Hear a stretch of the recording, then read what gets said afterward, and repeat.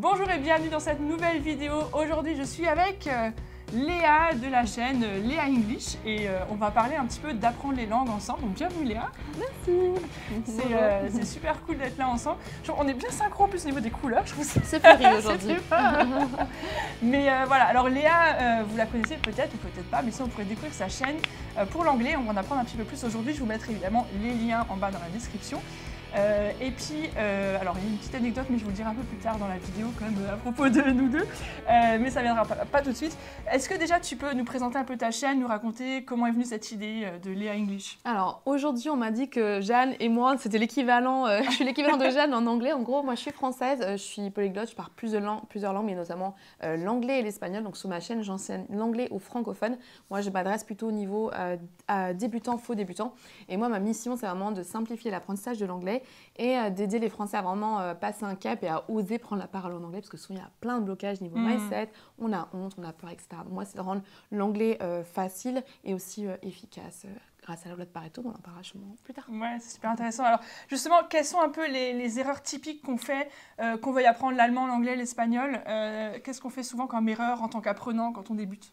Alors, il y en a plusieurs. Je dirais que la première pour moi, parce que j'aime vraiment beaucoup parler de la loi de Pareto, la loi du 20-80, qui dit que 20% de ce qu'on fait nous apporte 80% des conséquences.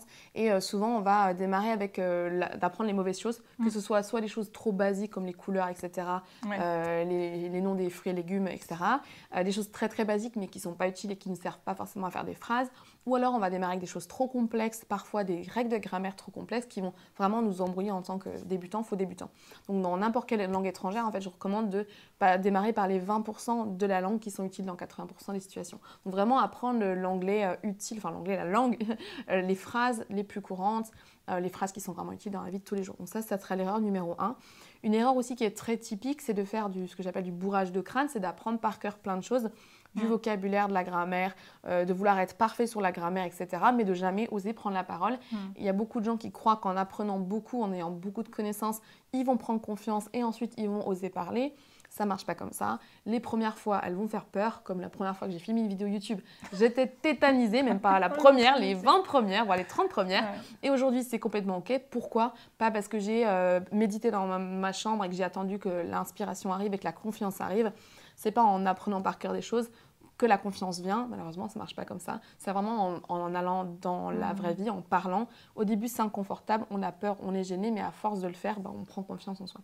C'est super intéressant en fait parce que souvent justement on est beaucoup à avoir cette peur de parler, d'oser se lancer, de faire des fautes. Et donc toi ton astuce c'est de dire en fait il faut y aller et tant pis mais il faut se lancer parce que... La peur elle est normale, elle fait partie du process. En fait ce que je dis souvent c'est que c'est pas de la confiance en soi dont on a besoin pour démarrer à faire quelque chose de nouveau, c'est du courage. Et YouTube, écrire un livre, démarrer un business, parler une langue, il faut pas s'attendre à ce que d'un coup on ait confiance de façon magique. La confiance en fait c'est une compétence qui se travaille. Comme exemple typique YouTube, j'aurais pas pu avoir confiance en attendant 6 mois de plus. Je me suis lancée malgré la peur, j'ai fait preuve de courage. J'ai eu peur, les 20-30 premières vidéos, j'avais honte de moi, c'était super awkward. Et maintenant, aujourd'hui, pourquoi je suis confiante on camera?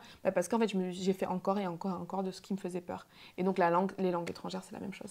Et je pense que du coup, une erreur aussi qui est vachement liée à ça, c'est de se comparer aux autres, de se comparer à des gens qui réussissent sur YouTube, pour l'exemple que tu donnais, ou des gens qui parlent super bien en langue, et de dire « Ouais, Jeanne et Léa, mais pour elles, c'est facile. » En fait, non, pour nous aussi, c'est difficile de se lancer. Exactement. Et on a aussi... Nos démarrages.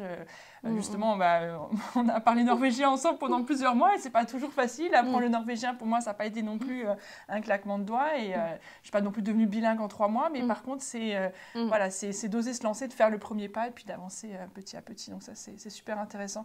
Et alors, justement, tu as déjà un petit peu répondu à ces questions-là. C'est un peu quelle est la particularité de ta méthode? C'est le 20-80, c'est vraiment prendre... Moi, je dirais qu'il y a 3 choses. C'est vraiment le 20-80 pour l'aspect vraiment purement méthodologique, etc. Donc, c'est vraiment pour moi, le 20-80, c'est un filtre que tu peux appliquer à n'importe quelle ressource d'apprentissage, que ce soit une application, un accompagnement, une formation. C'est vraiment toujours te dire, OK, est-ce que là, c'est les 20% utiles? Est-ce que vraiment ça va me servir à l'oral, etc. Donc, ça, c'est vraiment une sorte de filtre à utiliser pour pas apprendre des trucs qui servent à rien, en gros. Après, moi, je vois beaucoup l'aspect mindset. Donc, c'est pas parce qu'on apprend par cœur du vocabulaire et de la grammaire que ça résout le problème de confiance en soi. Si on a peur de faire faire des fautes, peur d'être jugé, peur de ne pas être compris, qu'on a honte, qu'on n'arrête pas de dire je suis nul au lieu de dire je suis débutant, bah là, la partie mindset, on a beau apprendre par cœur des choses et les bonnes choses, loi de Pareto, ben ça ne nous aidera pas à nous lancer. Donc c'est vraiment prendre conscience que une langue étrangère, quelle qu'elle soit, en fait, il y a une partie de vulnérabilité à parler une langue qu'on ne maîtrise pas et qu'il faut vraiment se réconcilier avec ça et dire que c'est OK. Même moi, je ne maîtrise pas à 100% l'anglais. Je parle un tout petit peu allemand. Moi aussi, je suis un peu gênée, mais je n'ai pas peur de faire des fautes, ce n'est pas un problème. Donc vraiment avoir cet aspect, OK, il y a la langue, mais il y a aussi tout ce qui est mindset et c'est quand même encore deux choses différentes. Et le troisième aspect, moi, que j'aime beaucoup développer, c'est tout ce qui est motivation et habitude. Parce qu'il y a beau avoir la bonne méthodologie, le bon mindset, la motivation, en fait, elle ne dure qu'un temps. Il y a une citation en anglais qui dit « Motivation is what gets you started, habit is what gets you going ». Donc la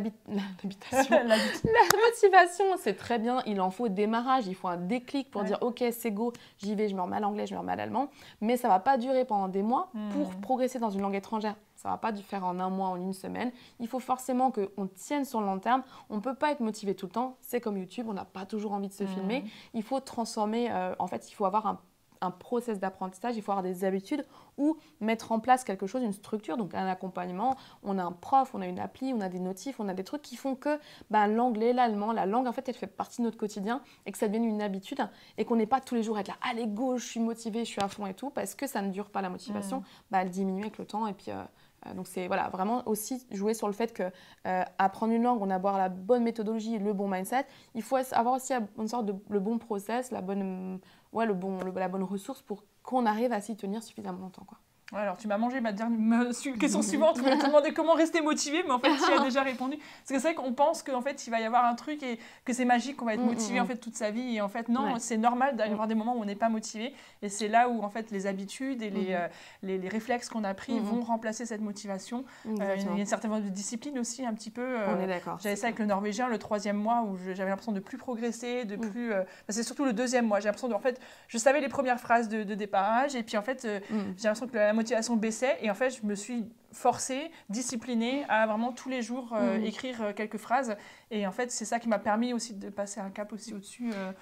Clairement, moi je pense déjà les gens qui cherchent comment on reste motivé, etc., c'est vraiment prendre conscience que c'est normal d'avoir des coups de mou et qu'on n'est pas les seuls, et que dans tout changement, en fait, c'est normal qu'il y ait une phase, un moment où d'un coup on a moins envie, etc. Et ça ne veut pas dire que l'objectif n'est pas le bon. C'est-à-dire que si la motivation diminue, moi pour YouTube, au début j'étais à peu près motivée, au début j'étais flippée, ensuite j'étais motivée, et ensuite j'avais plus du tout envie de créer du contenu. Mais pourtant j'avais quand même avoir envie d'un business, d'une chaîne YouTube, d'attirer des gens, etc. Ça avait beau être très très important pour moi, ça ne veut pas dire que j'avais pas la flemme. J'avais la flemme très souvent.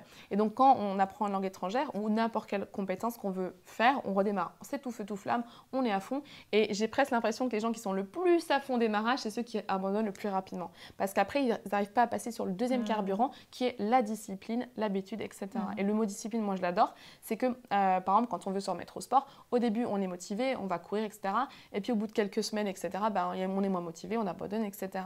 Et c'est vraiment les langues, c'est comme n'importe quelle autre compétence ou chose qu'on veut implémenter de nouveau dans sa vie. On ne peut pas être motivé tout le temps, donc ça, il faut le savoir. Et ce n'est pas parce qu'on n'est pas motivé que c'est un signe qu'il ne faut pas le faire. C'est vraiment, oui, l'anglais, c'est important, oui, l'allemand, c'est important, se remettre en forme, chaîne YouTube, business, je ne sais quoi. Mais ne prenez pas le manque de motivation comme un signe que non, il faut bâcher, ce n'est pas le bon chose. Il faut le savoir, et il faut juste passer sur un autre système d'alimentation. On passe en autre énergie, c'est discipline, habitude, etc. Puis se hacker, tu vois, avec un groupe, avec des applis, des notifications, faire que ton environnement, en fait, il te rappelle ton objectif. Et ça, c'est là où j'aime parler de la création d'habitude. Il faut avoir des déclencheurs en mesure de ta journée, en fait, où ça te rappelle ton objectif. Si toute la journée, tu es là en train de te dire « il faut que je fasse mon norvégien, il faut que je fasse mon allemand », si tu n'as pas défini un moment de la journée ou un process, est-ce que c'est une notif qui te rappelle de le faire? Est-ce que c'est le soir, avant d'aller te coucher, tu lis ton livre? Est-ce que c'est le matin, dans le bus, tu écoutes un podcast? Si tu n'as pas défini un trigger, un déclencheur, en fait, tu peux passer ta journée à te dire « il faut que je le fasse », tu arrives le soir, tu ne l'as pas fait.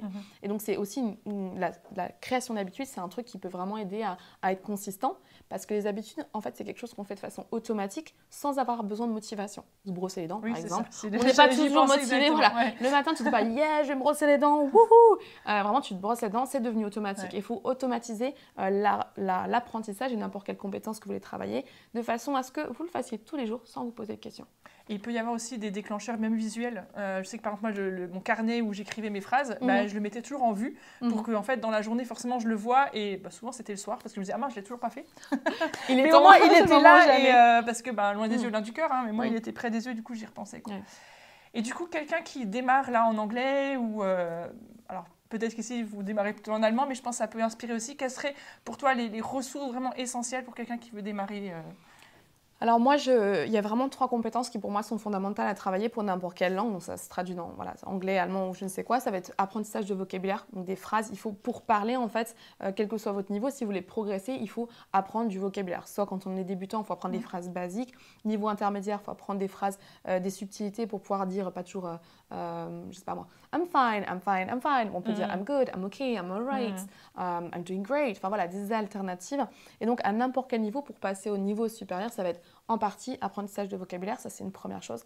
Ensuite, la deuxième compétence à travailler, donc c'est la compréhension orale, parce que quand on veut progresser dans une langue, on veut parler, on veut interagir avec quelqu'un. Donc moi, j'apprends du vocabulaire, c'est bien beau, mais il faut aussi que je comprenne les autres. Donc vraiment écouter des audios, ça va permettre de mieux comprendre quand on a une interaction et aussi d'améliorer sa prononciation à soi en fait en entendant les autres. Et même son vocabulaire aussi parce que tu apprends des nouveaux mots. Donc les deux sont liés.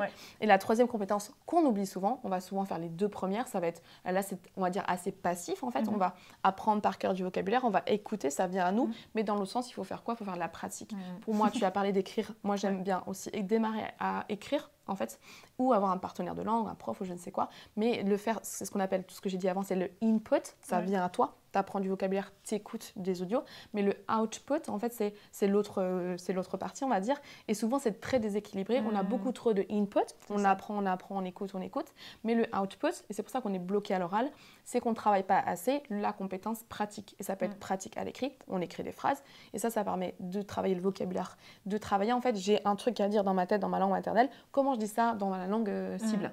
Et si tu apprends par cœur des mots, ça ne veut pas dire que tu as travaillé cette compétence. Et si tu es bloqué à l'oral, il te manque certainement du vocabulaire et surtout, tu n'as pas assez travaillé la compétence. J'ai un truc dans ma tête en français, comment je fais une phrase cohérente en anglais avec tout le vocabulaire que je connais. Voilà, c'est 3 choses à travailler, quel que soit le niveau en fait. C'est super intéressant et je pense, pour moi, c'est le 3e pilier qui me tient énormément à cœur parce que c'est celui qu'on a tendance à laisser de côté. Parce que apprendre des choses sur les applications, cliquer, oui, ça je sais pas, écouter des choses, on a tendance à le faire plus facilement parce que c'est plus, entre guillemets, plus facile ou moins engageant. Le passif, tu l'as mentionné. Mais le côté de se lancer à l'oral, et on en a parlé en début de vidéo, de toutes les peurs qu'on a de passer à l'oral, c'est le grand défi, je pense, en tant que francophone. Je ne sais pas comment tu le vois, mais c'est vraiment ce côté d'oser se lancer, d'y aller. Et c'est un peu il y a plus de vulnérabilité, juste écouter, apprendre par cœur des choses dans son coin, c'est OK, il y a moins de danger. Mais quand on doit parler, pratiquer, etc., c'est là où ressortent toutes les peurs. Je suis nulle, on ne va pas me comprendre, on va se juger, etc. Et c'est là où c'est plus dur de le faire et moins de gens le font parce qu'il faut trouver quelqu'un, il faut prendre le temps, etc. Puis c'est plus complexe quand même comme compétence à travailler. Mais elle est indispensable si on veut avoir un échange. Et c'est vraiment la fierté aussi après d'y arriver. Et moi, la recommandation que j'aurais par rapport à ça, c'est vraiment de le faire le plus tôt possible. Et c'est vrai que par rapport aux Norvégiens, tu vois, au bout de 8 jours, moi, je savais juste dire les quelques petites phrases pour me présenter, etc. Mais j'ai pu voir des Norvégiens, j'ai pu leur dire. Et j'ai cette fierté en moi de me dire, punaise, au bout de 8 jours, j'ai pu me présenter à quelqu'un qui trouvait que mon Norvégien était bon. Et, au moins, et je me suis lancée dès le départ, parce que plus tu attends, mais c'est ce que tu disais en début de vidéo, plus tu attends, plus tu te mets la pression de te dire que bon, maintenant, ça fait quand même longtemps que j'apprends, donc je devrais mieux y arriver. Et en fait, moins tu parles parce que ça fait trop peur, quoi, du coup. Exactement. Alors, est-ce que tu as une petite anecdote à nous révéler par rapport à ta chaîne ou par rapport à une expérience avec des apprenants Oui, j'en ai une que j'ai partagée il y a juste la semaine dernière à mon audience. C'est par rapport à une vidéo qui vient de passer 1 million de vues. Elle s'appelle « Apprendre l'anglais en un mois ». Et cette vidéo, en fait, je l'ai filmée tout au début de ma chaîne, donc il y a 4 ans. Dans mon souvenir, j'étais enceinte de mon fils, donc j'avais déjà cadré un peu haut pour que je ne sois pas sur certaines vidéos enceintes, ensuite plus, que ce ne soit pas étrange, qu'elle soit une timeline assez neutre, on va dire. Et cette vidéo, je l'ai filmée, donc c'est une des premières, donc j'étais hyper stressée, je parlais hyper vite. Enfin, je parle vite naturellement, mais là, c'était franchement, même moi, j'avais du mal à me comprendre quand j'ai fait le montage. Quand j'ai regardé la vidéo, j'étais mais qu'est-ce qui s'est passé dans ta tête ? Je me suis dit, bon, je vais essayer de tamponner le truc. J'ai diminué la vitesse de lecture, pour que ça réduise ma voix. Et en fait, pour réduire à une vitesse, on va dire classique, comme je parle aujourd'hui, même si c'est rapide, ça déformait ma voix, en fait, et on ne reconnaissait même plus ma voix. Donc, j'ai quand même diminué un peu. Donc, on entend que j'ai une voix différente. C'est un peu étrange. Moi, je ne me reconnais vraiment pas. Mais sans ça, en fait, d'aller voir la vidéo. Vous allez irez la voir. Elle est vraiment, elle vaut des points. Sur le coup, j'étais là, bon, je la mets pas. J'étais tellement fatiguée, tellement épuisée. Je me dis, je vais jamais avoir l'énergie de la reconnaître recommencer. Et c'est là où les petites voix sont arrivées. Oui, mais elle n'est pas parfaite, mais les gens ils vont rien comprendre. Qu'est-ce qu'on va dire de moi? Elle est nulle, nanana. Je me suis dit, écoute, je suis épuisée, fais mieux que parfait. Ça, c'est mon leitmotiv. Je la mets en ligne et j'ai bien fait parce que la preuve, elle a fait beaucoup de vues et c'est une vidéo qui plaît beaucoup. Mais vous, c'est pareil, on va attendre d'être parfait de machin. Fais mieux que parfait. Votre niveau, il est suffisamment bon aujourd'hui pour communiquer. Donc, il faut se lancer. Même au bout de 8 jours, on peut se lancer. Ouais, exactement. Et ok, alors est-ce que tu peux nous dire où est-ce qu'on peut te retrouver sur les différents réseaux sociaux et puis si tu as peut-être un peu des nouveautés à venir? Ça marche. Mon site internet, c'est lea-english.com et ma chaîne YouTube, Léa English. Donc, si vous êtes sur YouTube, je vais regarder en dessous. Vous pouvez me retrouver là. Donc, ça, c'est les 2 principaux endroits où vous pourrez me retrouver. Et le reste, pour l'instant, c'est secret. Ah là là, pas de nouvelles révélations, non, il n'y a pas de teaser là. Ah là là. Bon, il faut suivre Léa English, je vous mettrai tous les liens en bas dans la description. Merci pour ce temps que tu nous as accordé. Je sais que voilà, on a après un week-end, on est bien fatigué. Vous sentez l'énergie qu'on a, voilà, on a beaucoup partagé ce week-end. J'espère que ça vous a inspiré. N'hésitez pas à le dire dans les commentaires et puis allez faire un tour sur la chaîne de Léa. Merci, tchuss. Tchuss.